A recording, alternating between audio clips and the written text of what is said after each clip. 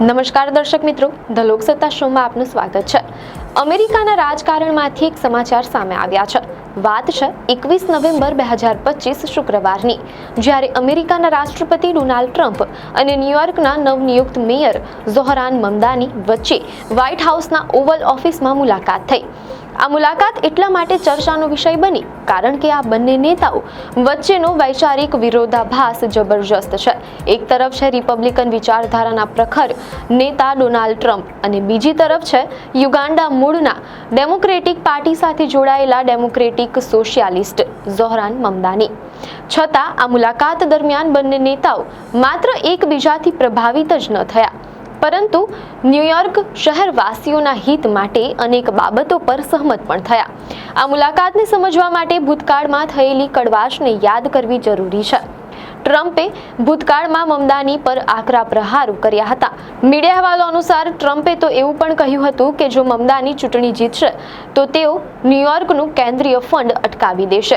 મમદાનીએ તેમની ચૂંટણી દરમિયાન ન્યૂયોર્કના નાગરિકો માટે મફત બસ સેવા, ઘરોનું ભાડું ઓછું કરવા અને મોંઘવારી ઘટાડવા જેવા વચનો આપ્યા હતા। આ બે કટ્ટર વિરોધીઓ વચ્ચેની આ બેઠક શરૂ થઈ ત્યારે રાજકીય તણાવ ચરમસીમા પર હતો। જો કે આ બેઠક પછી ટ્રમ્પના સૂર સંપૂર્ણપણે બદલાયેલા નજર આવ્યા। મીડિયા અહેવાલો અનુસાર વ્હાઇટ હાઉસમાં મુલાકાત બાદ ટ્રમ્પે કહ્યું કે અમે બધા બદલાઈએ છીએ। જ્યારે હું પહેલીવાર સત્તામાં આવ્યો હતો ત્યારથી હું ઘણો બદલાઈ ગયો છું। ટ્રમ્પે કહ્યું કે અમે મતભેદોની જગ્યાએ જનતાના હિતોને ધ્યાનમાં રાખીને સહિયારા લક્ષ્યો પર ધ્યાન કેન્દ્રિત કર્યું છે।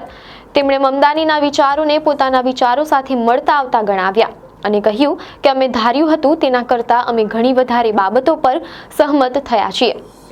આ સાથે જ ટ્રમ્પે મમદાનીના ચૂંટણી પ્રદર્શનની પણ પ્રશંસા કરી અને કહ્યું કે મને પૂરો વિશ્વાસ છે કે તે ખૂબ સારું કામ કરી શકે છે। મને લાગે છે કે તે કેટલાક રૂઢિચુસ્ત લોકોને ચોંકાવી દેશે। મીડિયા અહેવાલો અનુસાર જ્યારે તેમને પૂછવામાં આવ્યું કે શું તેઓ હવે ન્યૂયોર્ક શહેરમાં આરામદાયક રીતે રહી શકશે, ત્યારે ટ્રમ્પે સ્પષ્ટ કહ્યું, મને ખરેખર એવું લાગશે, ખાસ કરીને આ બેઠક પછી।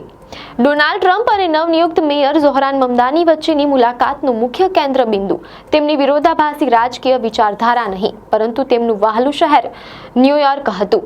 અને બંને નેતાઓએ તેમના વક્તવ્યમાં સ્પષ્ટ કહ્યું કે અમારા બંને વચ્ચે એક વાત સમાન છે કે અમે ઈચ્છીએ છીએ કે અમારું આ શહેર, જેને અમે પ્રેમ કરીએ છીએ, તે અવિશ્વસનીય રીતે સારું પ્રદર્શન કરે।